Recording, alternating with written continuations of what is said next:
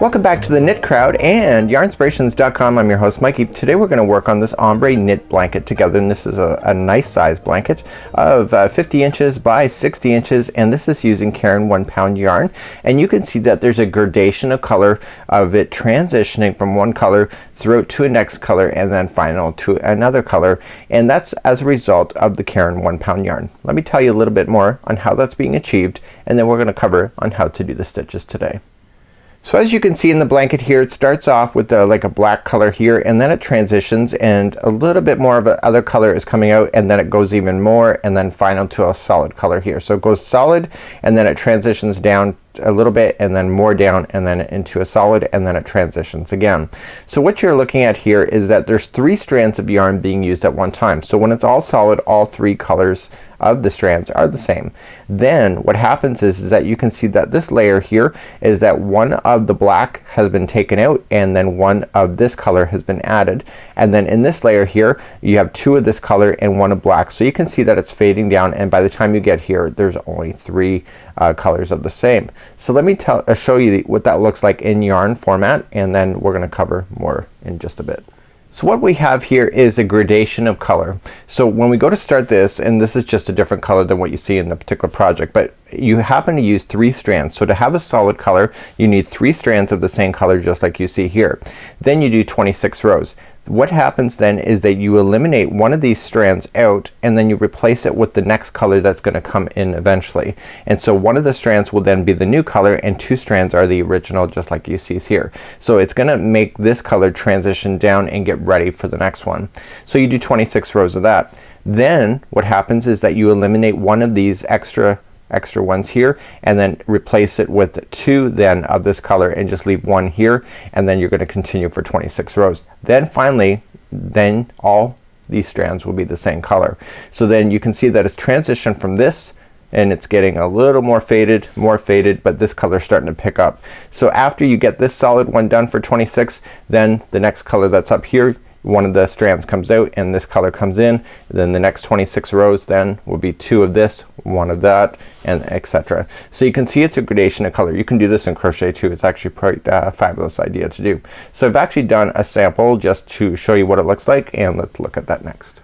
So here's a sample that I did, and just to make sure that I understood the pattern, you can see the beautiful raised edges just like you see, and it's a really kind of a cool thing. So as I mentioned, I had 3 strands that were the same, and then I went for a certain amount, and for this is just a sample, so I was just changing as I wanted to. So then in the next part then I added this color back in, okay, just for a little section so that you can see that it dulls down, and then in the next section then I added another one here and eliminated one of these out, and you can see that it's gotten lighter and lighter. Then I ended up with a solid color, and then as I transition to this color, then one of the strands comes out, and then another one comes out, and then we're back to solid, and then you can see that you go back to the original just like this. So it's a kind of a neat idea of eliminating strings out in order to have a change of color. So instead of such a bam bam bam of color, you can just do this with a gradation, and it turns out quite fabulous just like that. Now when you're going to look at the particular pattern that we're gonna do, I thought the designer had made a mistake, and that's because I'm new to knitting and I'm really kind of weary on knitting patterns. And so what I noticed is that it was purl 2, knit 2, purl 2, knit 2. So I thought, okay, well then that's kind of a ridge idea, just like I've done in another sample just like here. And I thought to myself, well that's not exactly what the pattern looks like. And then I noticed that the designer has you add on an extra stitch right at the very end. And so then I noticed in the next one is that the stitch appears to be moved over, and it appears to be zigzagging. So originally when I started this I thought I was actually doing it wrong, because it wasn't looking like this, but then this actually looks just like the sample. So what I had to do is I had to put trust, and I had to fully understand this pattern, that it's not just knit 2 purl 2 to give a ridged edge like this, like you would technically see, but it's actually slightly different to give you these more raised bumps on both sides of the work, just like you see here. So it's kind of a neat idea. So let's look at that in diagram format just to illustrate exactly what I'm talking about. So here's a really crude diagram of the ombre knit blanket. So what's gonna happen is that we're gonna start off, and it's gonna be purl 2, knit 2, purl 2, knit 2. So the plus signs are where you knit and the blanks are where you purl. So it shows at the end is that you're gonna purl right at the very end. But then if you looked at row number 2 in the instructions, it starts off immediately with knit 2, purl 2, knit 2, purl 2, knit 2, purl 2, and you knit right at the very end. So you have this extra one that's working on the edge. And so because of that, these knit stitches, like, see that they're kind of zigzagging? That's what's creating that ombre look. And if they were sitting right on top of each other, you would have that other look of just like this. Okay, but it's not, and it's coming right over. So the nice thing about this is that I was able to remember this pattern quite easily by thinking about how the line is finished. Let me share a little more about that.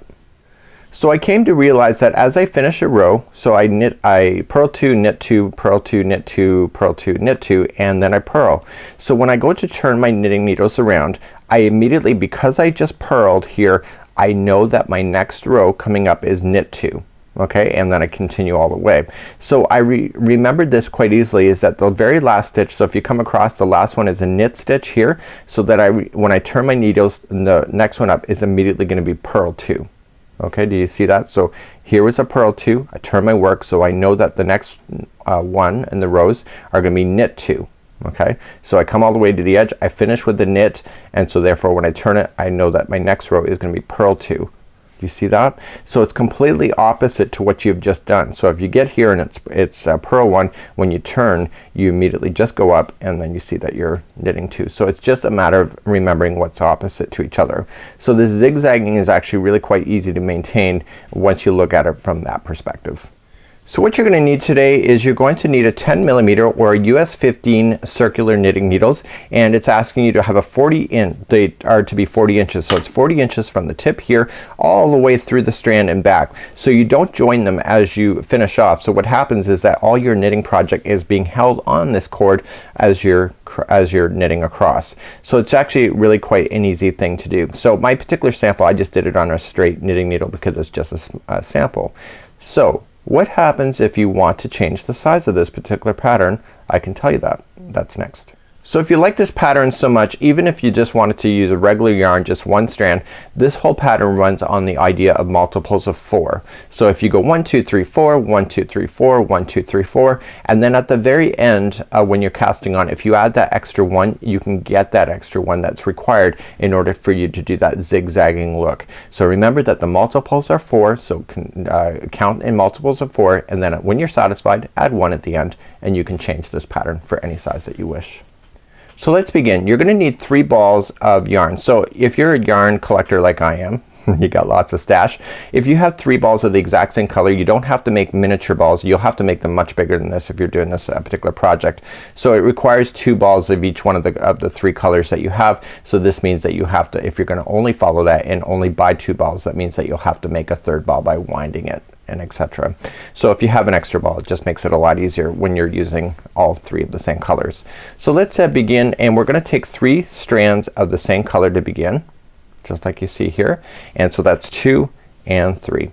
So you're gonna treat those like it's all together as one strand. So let's just create a slip knot, and we have slower tutorials available on how to do slip knotting, and you're going to create that, and you're gonna insert that into, or put that onto your knitting needle, just like you see here. So now we're gonna get ready to cast on. Let's just review that real quick. So to cast on, what you're just gonna do is that you're going to insert this knitting needle here, and you're gonna insert it into the loop, and it's gonna be in behind, just like you see here. So you want to have your strands of yarn available to you so that you can access it and move it around on your fingers. So let's put the yarn into our fingers, and we have slower tutorials on how to hold yarn. You may hold it differently. That's completely up to you. So I'm gonna throw it over the back one that's already inserted in, and I'm just gonna flip it out forward like so. But as I go to put it on this knitting needle, I want to just rotate it and just come up underneath like this and insert it onto the knitting needle. So now you've just got 2 stitches on. Remember that the multiples here are in sets of 4 plus 1, but if you would like to be able to do this Afghan without altering it, you have to put 101 cast-ons on this. So remember, to cast on, you're gonna insert into the loop, rotate around, throw it over that back one, bring it forward, okay, and then just rotate it and come up like that and insert on. Okay, so and you continue to do that until you have enough stitches onto your knitting needles.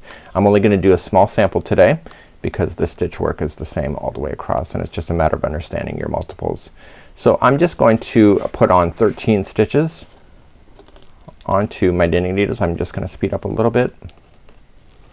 Now using 3 yarns at one time, it can be a little bit of a challenge, but you do get used to it. I found with myself is that I was starting to blaze along pretty good on this. So as the more and more yarn gets on, you're gonna notice it's gonna fall onto the cord and it's gonna collect there, and that's just gonna hold it there while you're not using it. So it's a kind of an easy way of doing it. So I found with myself with these knitting needles, see how long they are? They fit right into my hand perfectly. I find if those are too short when you're doing circular knitting needles, I find they kind of jab into the back of my palm. And so you'll have to find knitting needles that are working for you. And so if it's not completely comfortable for you, you're experiencing the same thing, look towards your knitting needles because it could be that is causing you some problems. So let's count our stitches. So 1, 2, 3, 4, 5, 6, 7, 8, 9. Okay, so each one of the 3 is just operating together as one. So this is 10. Okay, and I'm gonna do 11.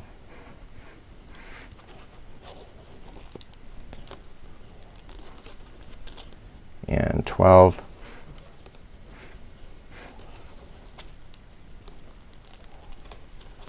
And remember it's multiples of 4, so that's now I got 12, so I have my multiples of 4.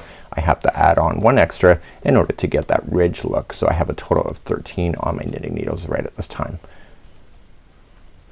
Okay, so let's begin row number 1 together. So let's begin row number 1. We're gonna immediately start off with purling of 2. So let's put this back into my hands. Okay, and we're gonna purl. So what you wanna do is that you wanna come up and make sure that the yarn is in the front of the knitting needles, and you wanna come in right and directly so that this needle is right on top. So throw it over that top, so just coming up and over. Okay, so now you have it up and over, and now you're just gonna flip it backwards and then slide that one off the hook or off the knitting needles. Sorry, I'm used to crocheting more, so if I slip up on hooks and needles, just don't mind me. So the first 2 are purls, so coming into the next one, this strand is already in the front, so you don't have to worry about it, so just throw it over and push it back. So 2 of those in a row are going to be purl. Now you want to do knitting for the next 2. So in order to start the knitting, you have to move this strand backward and in behind before you start, and then insert into the loop and throw it up over the back. Okay, so and you'll do 2 of those. So now that you did the first one, the strand is already in the back side, so you don't have to worry about it, and coming in and throwing it up over the back for the knit stitch. Okay, and slide it up. So the next 2 are now purl. So move the strand forward first, insert in, throw it up over the front.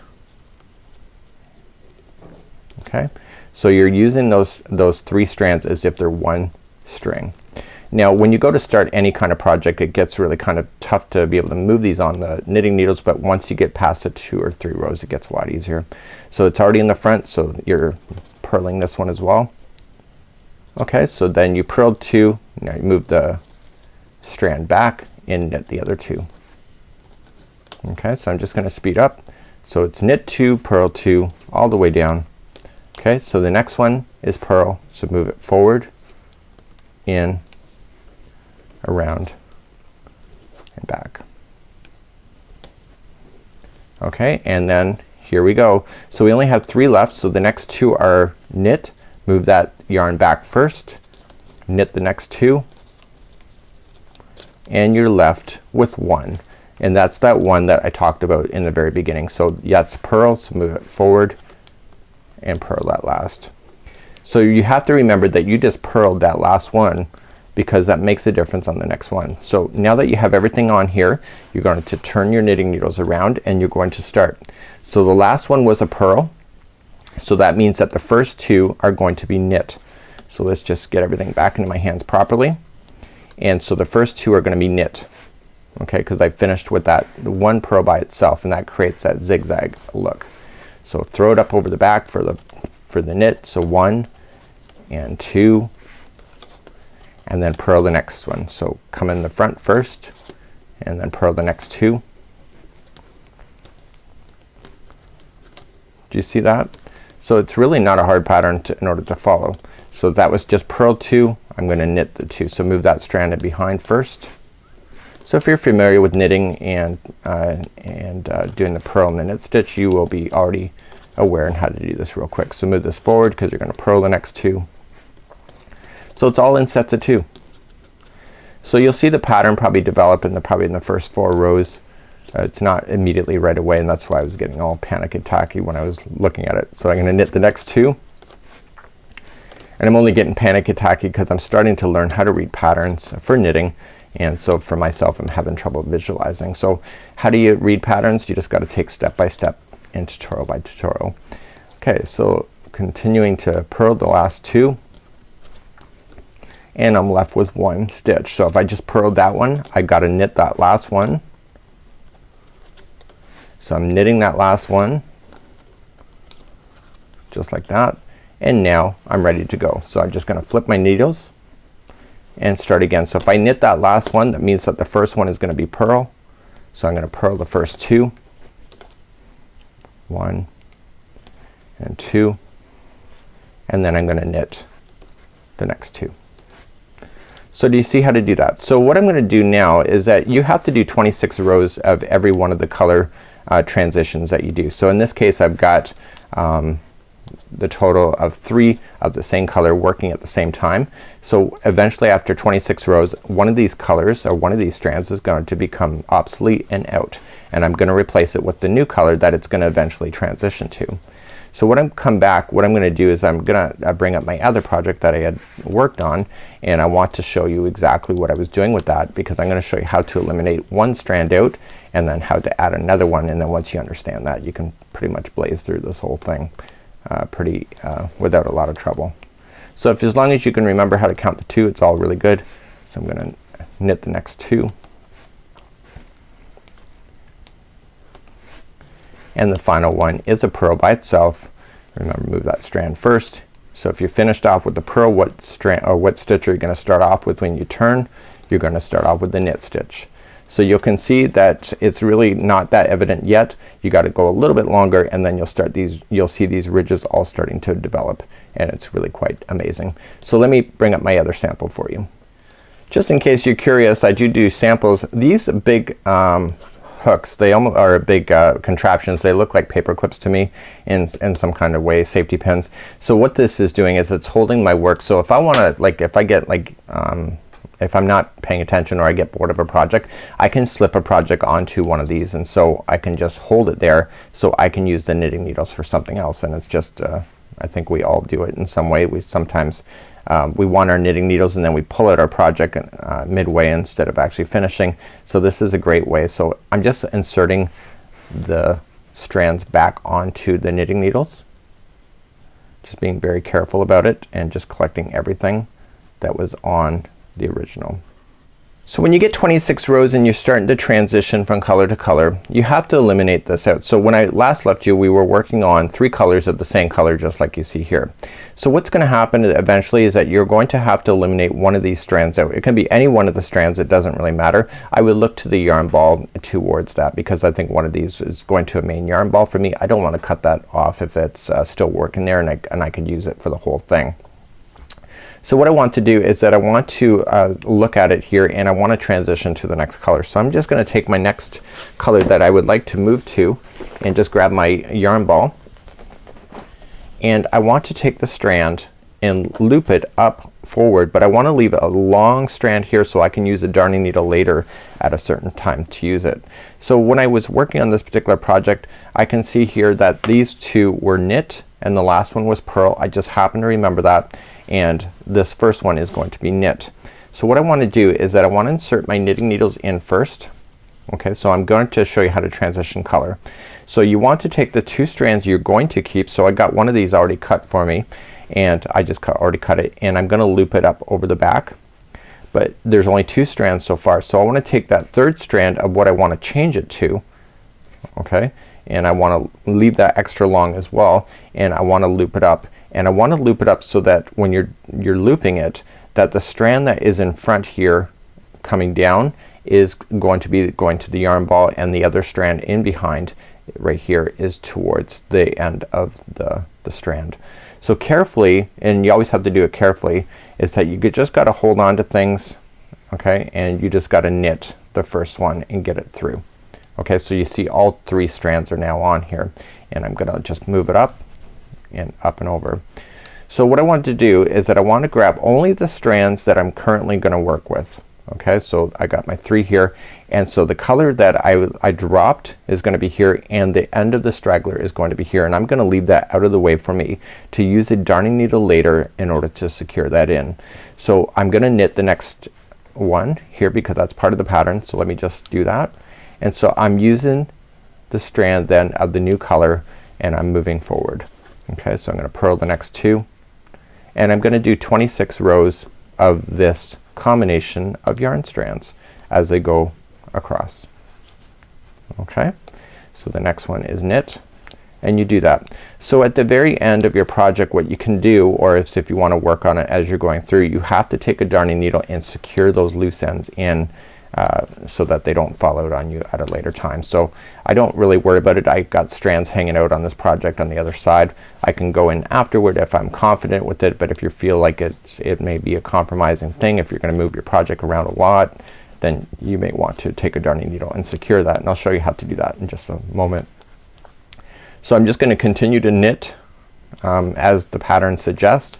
I'm just using the new color combination and moving my way across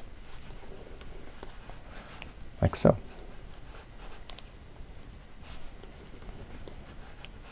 Okay, so then the last one is going to be knit. So that means I'll have to start purl next time. So what I want to do is that I want to just lay this down, and I got my strands here, but you're going to take a darning needle and secure all that in. Let me show you how to do that.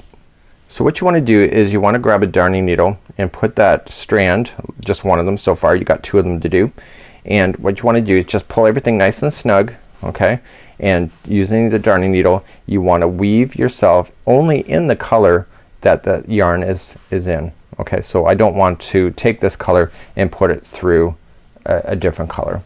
I want to really kind of hide that in. So I'm gonna go back and forth 3 times inside, and when I go to do it, I don't want to put any extra pressure to make the project warp in any way. If you go back and forth 3 times in different areas, you got basically a really great seal, and if you want to go 4 times, that's up to you.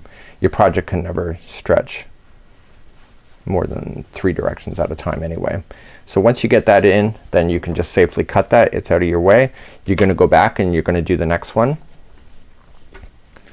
Okay, this is the new color that you had added on. And again, this one here, so this one here you want to stay within the strands that have the same color. Okay, you're just gonna go across a little bit,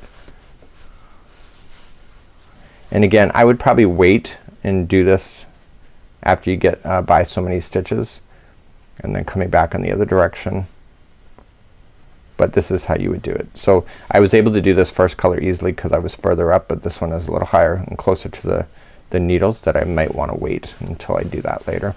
So I'm gonna go through, make sure nothing is warping on you, and then you can just safely cut that. So that's how you would transition your colors if you were to do this particular pattern, and then you'll do 26 rows and then change it and then eliminate one of these extra first color and then replace it with another one of these, and then so on, and you'll see that you'll get more and more of a transition. So let's just quickly review on how to cast off. Okay, once you're satisfied with this particular project and you got the length that you want, it's now time to cast off. So what you want to do is that you want to cast off in a way that is going to make sense to the pattern. So for example, last time I did purl 2, this was a knit, so I'm gonna start off with purl. So you're maintaining the pattern as is, but you're gonna be doing a cast off method. So the first 2 stitches will be a purl. Okay, and what you're going to do is that you're just gonna purl as normal the first one. So 1, and you're gonna purl the next one. That's maintaining the pattern. But before you continue, you have to start the casting off right now. So taking the strand, so you're gonna have to knit the next 2, so move that strand in behind anyway, just makes it easier, and grab that first strand and just carry it up over that first one right up over top of the knitting needles. Take your time doing this. You would hate to get this far and it's not acting for you properly. So that just went up over. So you're gonna knit the next one. So the next two are knit, but before you go on to the second knit, you have to take this first one up and over. So you now just, every time you do something, the stitch in behind just comes up and over. Okay, so the next one is a knit. Okay, so the next two are purls. So you're gonna move that strand back. So if you just knit your cast off instead of following the pattern, it's really super obvious. You'll be very upset with yourself. So that one was a purl. So again, I can just move that strand in behind as I'm working on it, but I gotta remember that the next one is also a purl. So I gotta bring that strand forward before I do it. Okay, so bring it forward again. It's just a matter of getting it out of your way so you can see it better. Okay, so that's a purl. So that was the second purl of 2. Okay, so the strand's already in behind now, so the next one is knit.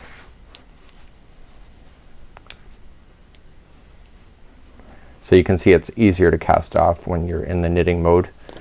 But if you don't follow the pattern, then you end up with a line right at the very end that just looks out of place. And so you just continue to do that all the way across. Okay, so I just dropped a strand. Again, want to pay attention to that. You don't want to be lazy about it, right? Okay, and so then you continue on all the way to the very end. So let's just recap. So in today's tutorial, you learned how to cast on, you learned how to do the stitch combination, you learned how to change your colors and be able to secure your loose ends, and then you learned how to cast off. So until next time, I'm Mikey on behalf of the Knit Crowd as well as Yarnspirations.com. This is the Ombre Ridge Knit Blanket, and this is a fabulous idea and really kind of a cool concept at the same time. We'll see you again real soon. Bye bye.